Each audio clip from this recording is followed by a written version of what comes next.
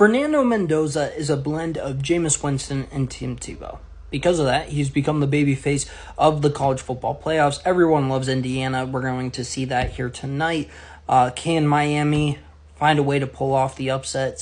Which, by the way, Miami pulling off the upset over Indiana, that's still just an obscure sentence to say out loud, but that is football in 2026 at the collegiate level.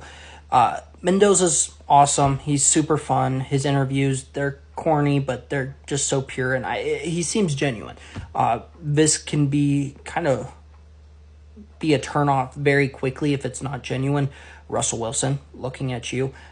For Mendoza, it seems genuine, similar to that of a Tim Tebow or a Jameis Winston. This is not an act. I think he is genuinely this kind of person, and I want him to do well. I'm going to be cheering for Indiana tonight. I'm going to be cheering for Mendoza to have a good collegiate or good pro career.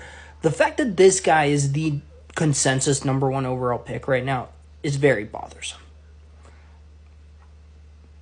Why? Because he's undefeated. Like, what are we doing? It's a weak quarterback class, so we got to prop up quarterbacks. I mean, look at what we saw a few years ago with the Kenny Pickett draft class. Kenny Pickett, Malik Willis, those two were kind of universal first-rounders, at least according to the media.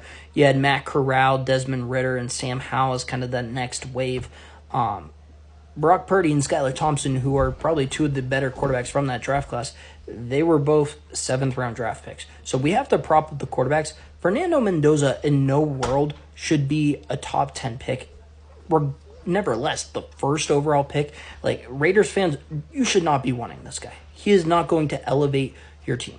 And that's what I'm going to be watching for tonight. I'm going to be looking, all right, does Mendoza do anything special?